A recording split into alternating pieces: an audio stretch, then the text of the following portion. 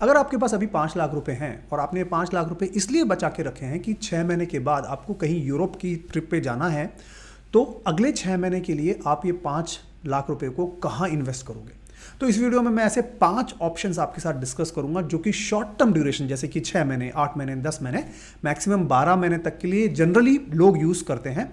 मैं उन 5 investment options की बात करूंगा। पांचों ऑप्शन की मैं आपको रिस्क्स बताऊंगा, उनके रिटर्न्स बताऊंगा, जिससे कि आपको टोटली अनबायस्ड रूप से समझ में आ जाए। अगर आप मेरे चैनल पे नए हैं और मुझे नहीं जानते हैं तो मेरा नाम है राहुल जैन। मैं एक सेबी रजिस्टर्ड रिसर्च एनालिस्ट हूं, अपनी इंडिपेंडेंट रिसर्च करता हूं और लोगों के साथ इस चैनल पे शेयर करता हूं। इस चैनल को आप सब्सक्राइब बिल्कुल ना करें, पहले आप इस वीडियो को देखें, समझने की कोशिश करें, आपको कुछ समझने को मिले, नया सीखने को मिले तो सब्सक्राइब जरूर कर लीजिएगा और इस वीडियो को लाइक कर दीजिएगा। चलिए मैं आपको बताता हूं पहला ऑप्शन। अब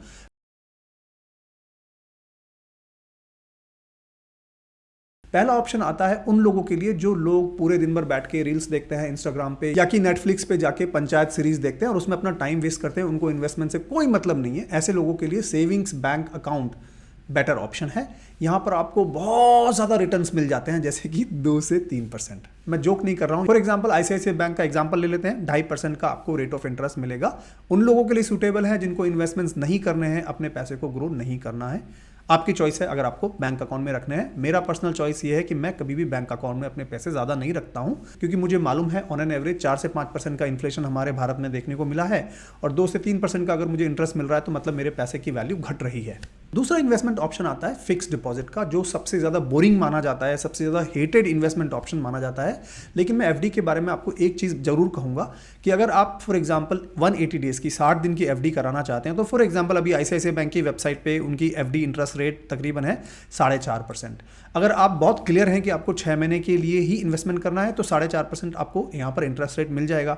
लेकिन सबसे बड़ी बात याद रखने की एफडी में ये है कि अगर आप इसको प्री मैच्योर विड्रॉल कर लेते हैं, मान लीजिए आपने 60वें दिन पे इसको विड्रॉ कर लिया, तो आपको 4.5% की रेट नहीं मिलेगी, 4% की मिलेगी और उसके ऊपर भी आपको 0.50% की पेनल्टी देनी पड़ेगी, राइट? तो आपके रिटर्न 3.5% ही रह गए। एफडी की ये बात बहुत लोग मिस कर जाते हैं। एफडी का एक और वेरिएशन होता है स्वीप इन फैसिलिटी, आप वो भी यूज कर सकते हैं। उसमें प्री मैच्योर विड्रॉल नहीं लगते हैं जहां तक मेरी नॉलेज है, तो हो सकता है वो शायद एक थोड़ा बेटर ऑप्शन हो। थर्ड ऑप्शन आता है कि आप मेन स्ट्रीम बैंक जैसे कि आईसीआईसीआई, एचडीएफसी, एसबीआई, इनकी बजाय आप स्मॉल फाइनेंस बैंक में इन्वेस्टमेंट कर सकते हैं। वो भी एक ऑप्शन होता है। उसमें थोड़े रिटर्न्स बेटर हो जाते हैं, थोड़ी सी रिस्क बढ़ जाती है, तो वो भी एक ऑप्शन यहाँ पर खुलता है आपके लिए। तो एफडी में अगर रिटर्न्स देखें तो मोटा 4 से 5% के आसपास का आपको रिटर्न मैक्सिमम मिलता है। और अगर मैं रिस्क की बात करूं तो एफडीज को जनरली सेफ ही माना जाता है, डिपेंडिंग ऑन कौन सी बैंक में आप एफडी अपनी करा रहे हैं। तीसरा ऑप्शन आता है कॉर्पोरेट बॉन्ड्स का। तो इसके लिए ना मैं आपको लाइव डेमोन्स्ट्रेशन ही दे देता हूं, जिससे कि आपको इनके फायदे, इनके नुकसान, इनमें क्या रिस्क होती है, सब कुछ लाइव ही समझ में आ जाए। तो इसके लिए मैं एक वेबसाइट है उस पर जा रहा हूं, इसका नाम है wintwealth.com।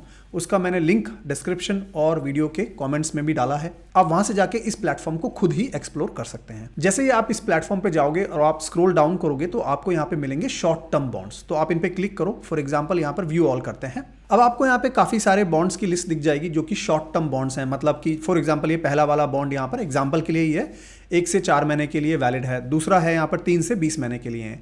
अब इनमें से मैं एक बॉन्ड सेलेक्ट करता हूँ जिससे कि मैं आपको डेमोन्स्ट्रेशन दिखा दूँ। यहाँ पर कोई रिकमेंडेशन नहीं है, बस आपको समझाने के लिए मैं एग्जांपल ले रहा हूँ। तो फॉर एग्जांपल यहाँ पर ये एक बॉन्ड है। ये बॉन्ड किसने इशू किया? ये एक एनबीएफसी है जिसका कि आप नाम देख सकते हो स्क्रीन पे। इन्होंने ये बॉन्ड इशू किया है। अब यहाँ पर आप ये भी देखोगे कि 2 ऑप्शंस आते हैं। आप इस बॉन्ड में 3 महीने के लिए इन्वेस्ट कर सकते हो, 20 महीने के लिए भी इन्वेस्ट कर सकते हो। दोनों ऑप्शन आपके पास हैं। ये बॉन्ड टू बॉन्ड वेरी करता है कि क्या ड्यूरेशन के लिए आप इन्वेस्ट करना चाहते हो।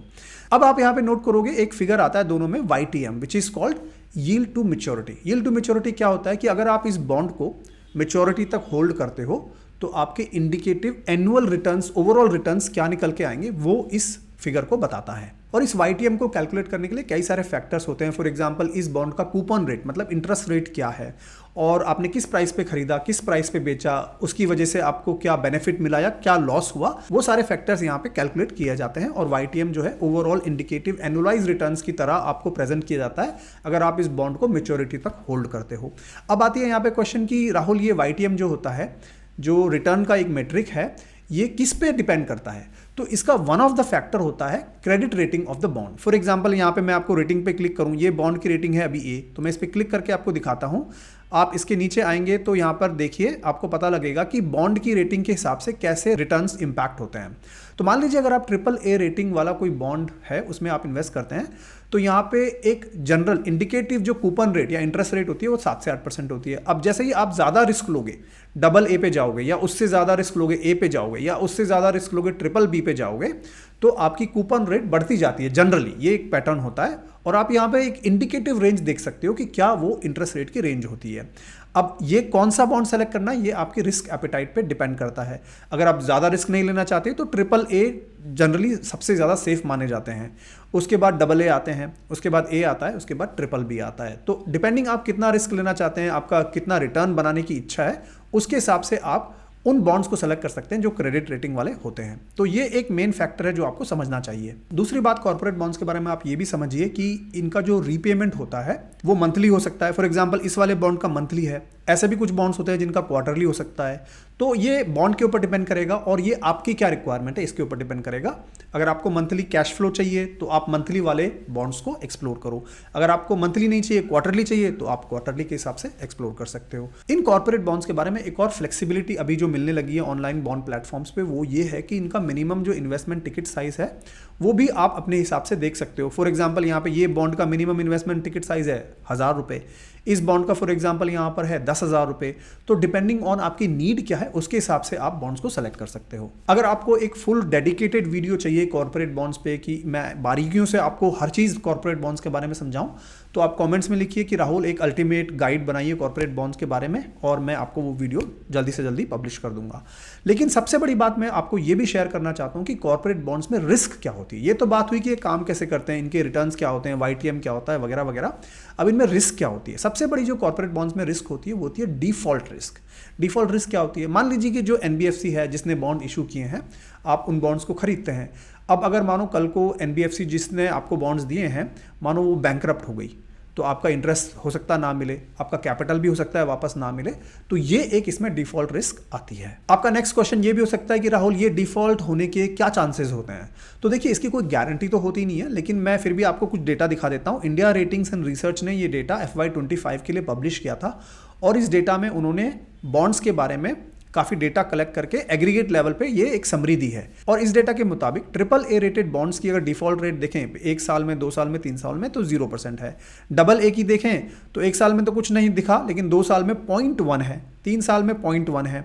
अगर आप ए रेटिंग की देखें तो और भी ज़्यादा डिफॉल्ट रेट बढ़ गई है, 0.2 है, 0.7 है, 1.4 है। तो जैसे जैसे क्रेडिट रेटिंग चेंज हो रही है, बॉन्ड की डिफॉल्ट रेट्स भी चेंज हो रही हैं। बट ये रिस्क आपको समझ में आना चाहिए। अब जब भी आपको कॉर्पोरेट बॉन्ड्स में इन्वेस्ट करना हो तो बहुत सारे ऑनलाइन बॉन्ड प्लेटफॉर्म्स हैं जिनको आप कंसीडर कर सकते हो, एक्सप्लोर कर सकते हो। मुझे पर्सनली विंट वेल्थ पसंद आता है। क्यों आता है? क्योंकि जितने भी बॉन्ड्स विंट वेल्थ के प्लेटफॉर्म पे लिस्ट होते हैं उनमें विंट वेल्थ खुद 2% इन्वेस्ट करता है। तो इसका मतलब मुझे लगता है कि तो इससे मुझे थोड़ा एडेड कॉन्फिडेंस आता है, तो इसीलिए मैं विंट वेल्थ को लाइक करता हूं। ये आपकी चॉइस है कि आप कौन सा ऑनलाइन बॉन्ड प्लेटफॉर्म चूज करोगे, ये टोटली आपके ऊपर है। लेकिन अगर आप विंट वेल्थ यूज करना चाहते हो तो उसका लिंक मैंने डिस्क्रिप्शन एंड पिन कमेंट में डाल दिया है। चौथा ऑप्शन आता है आर्बिट्राज म्यूचुअल फंड्स, जो कि कहलाते हैं हाइब्रिड म्यूचुअल फंड्स। अगेन मैं आपको लाइव एग्जांपल देना चाहता हूं, तो इसके लिए मैं अपने कॉइन एप्लीकेशन, और आप किसी भी एप्लीकेशन में देख सकते हो जहाँ पे भी आप म्यूचुअल फंड्स को एक्सेस कर सकते हो। फॉर एग्जांपल मैं ज़ीरोधा की कॉइन ऐप में जाता हूँ और यहाँ पर मैं अगर आर्बिट्राज म्यूचुअल फंड टाइप करूँ तो बहुत सारे ऑप्शंस आते हैं। इनमें से कोई भी रिकमेंडेशन नहीं है, बट समझाने के लिए मैं let's say Kotak arbitrage mutual fund पे क्लिक करता हूँ। जब मैं कोटक आर्बिट्राज म्यूचुअल फंड पे क्लिक करता हूँ तो यहाँ पे आपको इनके लास्ट के 1 ईयर, 2 ईयर्स, 3 ईयर्स, 5 ईयर्स के रिटर्न्स दिखने मिलेंगे। लास्ट 1 ईयर में फॉर एग्जांपल रफली 7% रिटर्न्स हैं।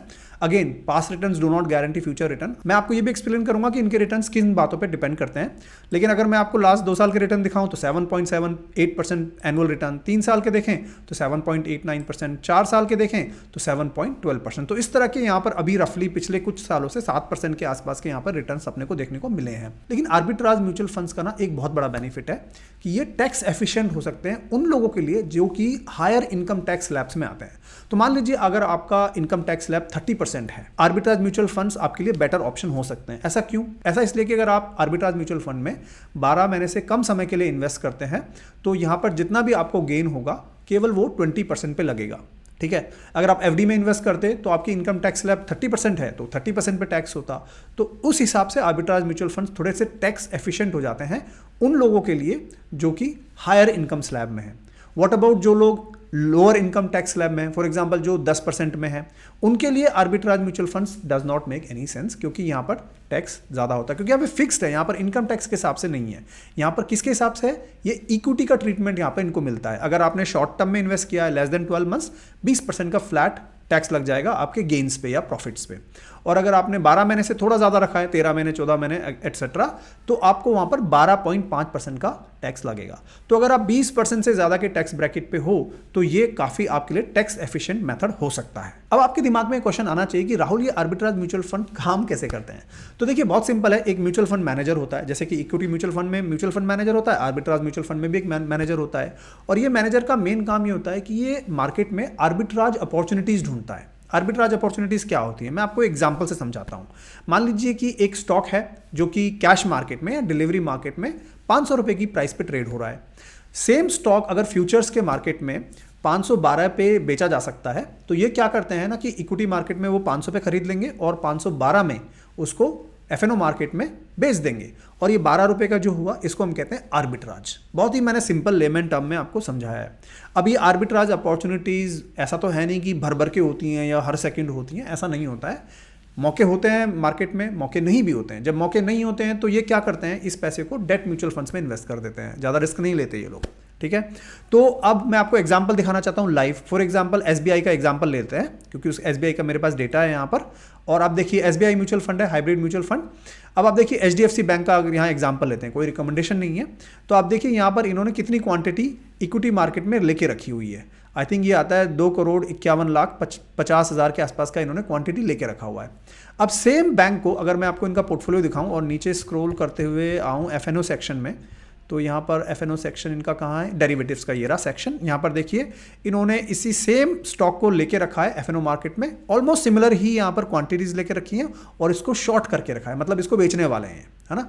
तो इस तरह से क्या हुआ, यहाँ पर इन्होंने एक आर्बिट्राज अपॉर्चुनिटी निकाल के रखी है और इसमें जो फायदा होगा वो आप अपना गेन मान सकते हैं। इस तरह से ये मैनेज होता है। अब आते हैं कि आर्बिट्राज म्यूचुअल फंड्स के रिटर्न किन बातों पे वेरी करते हैं। तो इसके लिए नाम है कि अच्छी एक स्लाइड पढ़ रहा था कोटक आर्बिट्राज फंड की, अगेन कोई रिकमेंडेशन नहीं है।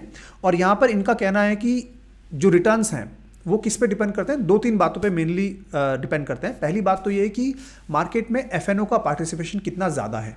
ज़्यादा एफएनओ पार्टिसिपेशन होता है तो जनरली आर्बिट्राज अपॉर्चुनिटीज़ अच्छी निकल के आती हैं। दूसरी बात है कि मार्केट कितना वॉलेटाइल है, मतलब मार्केट में कितने ज़्यादा अप्स डाउन्स हो रहे हैं, बहुत ज़्यादा करेक्शन हो रहा है, फटाफट से फिर मार्केट बढ़ रहा है, वहाँ पे आर्बिट्राज की अपॉर्चुनिटीज़ भी निकल के आती हैं।